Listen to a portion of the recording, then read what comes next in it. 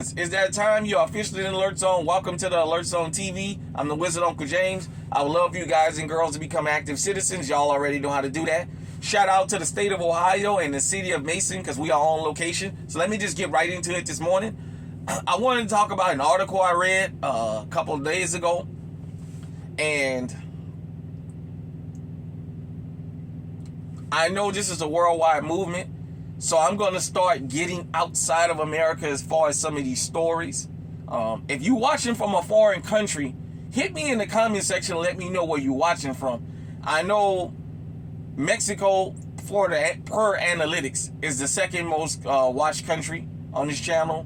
Then the UK. I've had Brazilians reach out to me. I've had Australians reach out to me. So it's a worldwide movement. With that being said, I wanted to talk about something that might kind of get me looked at, but I just have to tell it like it is. Because I see this coming in this worldwide movement. You guys know I go to Mexico quite a bit now, as of late.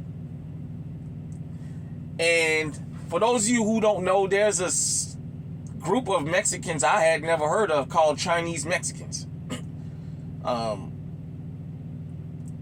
You guys know I told y'all about the picture in my community tab of me standing next to that Optimus Prime in Mexico City. That's in front of Chinatown. That's right there by the Chinatown entrance. Guadalajara, Mexico City, other places, that's Chinatowns.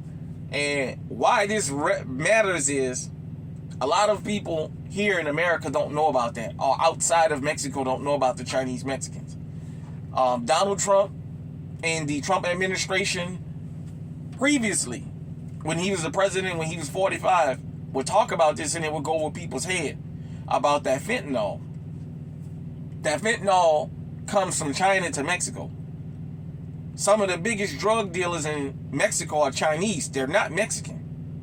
They're Chinese nationals, and then they're Chinese Mexicans. So, you know, you've already had some generations and what have you.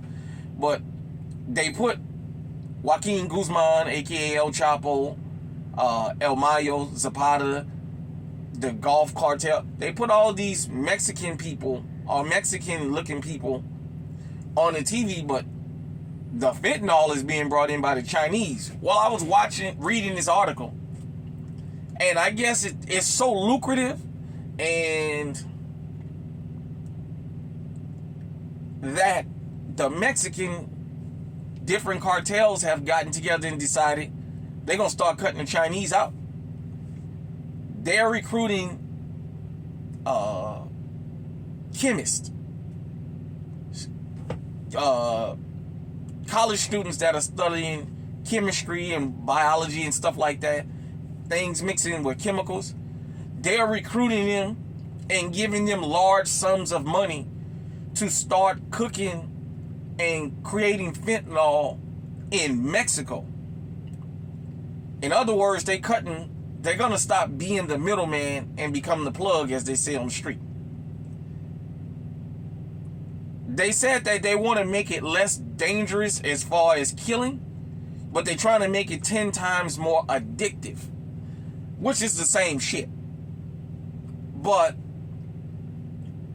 as the world gets older and as time goes by, criminals evolve. Worldwide, criminals evolve. I guess the Mexican people look at it as, if we're going to be the ones going to jail for it, we might as well be the ones that's manufacturing it. So having to hustle it in from China, going to cut a lot of people out of money. But on the other hand, now it's being homemade. There's a never-ending supply of people that's willing to take large sums of money. Everybody in Mexico is not as impoverished as they show on TV. There's Mexican people that live well. But it's like anywhere in the world. As you offer dirty money, people will give you underhanded services. The street life, the underworld is always going to be here. Because America is a melting pot, most countries are not melting pots. America is. America is one of the few countries on this planet that has a little bit of everything here. So because of that, we'll always be destination number one for illicit drugs. These cartels wouldn't be shipping drugs here if they didn't have a market for it. It's just that simple. You don't sell things people don't buy. That goes for anything out here. Whether you like the morality in it or not, it's not the point. The point is, there's a fucking demand, so there's going to be a supply. These guys and girls are becoming more and more refined in what they're doing. Now, I think from reading the article, the reason they want to make it more addictive but less deadly is too many of them getting too much of time in prison behind the deaths. Because you know the fentanyl and meth crisis is another community's epidemic. Well, they're a national health crisis. For us, it was an epidemic when it was crack. But I just wanted everybody to know, these guys and girls down there, they're starting to recruit your children.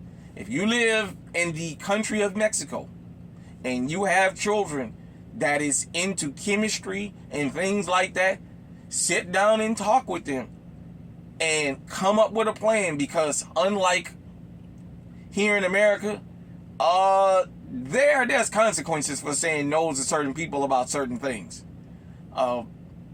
Some people get to say no and walk away. Some people, when they say no, they disappear. So, you guys and girls, if you think fentanyl is rushing the border now, just imagine when they're able to cook this stuff up right there and just bring it across the border. Imagine how much of the streets is going to be flooded with that. And even marijuana and everything laced with fentanyl now. And that's what they were saying in the article, because they talked to some of the distributors of it, under anonymity, of course. They talked to some of the students. And they said basically they're just trying to make it addictive where people get hooked on it. Being hooked on drugs eventually, for everybody, will cause an overdose. But I just wanted to talk about that, because I'm always focusing on America. This can't be a worldwide movement if I don't talk about things going on in other places. And I don't just want to single Mexico out, because you're going to hear more and more stories about things that people from other countries can relate to that's here. If you live in a foreign country, hit me in the comment section. Let me know what is going on in your country. I really don't like to speak on other countries and other things unless I got first-hand knowledge or somebody that I can believe that's right there on the ground. Sometimes some of these news stories are very slanted, so in going to Mexico for so many years, the first time I went to Mexico was in 2005. I've kind of known certain things about what goes on. I don't get involved in that. I like my freedom. I love the fact that I get to get up every day and go to work out here in the free world and not behind prison walls. But I just want to let everybody know that you're going to see more fentanyl than you ever seen coming across now, that they're going to start manufacturing it there. I personally don't advocate for people using illicit drugs. But here in the Alert Zone TV, we law-abiding citizens, so we know better. So that's all I can tell y'all. So I just wanted to cover a story about Mexico. Shout out to T Electric. I was asked about Mexico, and I say, I have to be very careful in what I say about down there, because the dynamics is different. You guys know, yes, I've ran into some of them boys down there. I have to say, I've never been mistreated. I've never had a gun pointed at me. I've never had a knife pointed at me. I've never had nobody threaten me down there, and I like it that way. They have their business, and I have mine. Mine is minding my business and enjoying my time, and their business is doing whatever they do. I don't knock them. All I ask is just leave me alone and leave me out of it. So, hit me in the comment section. Let me know what you think. Until next time, stay safe, stay armed, stay on high alert.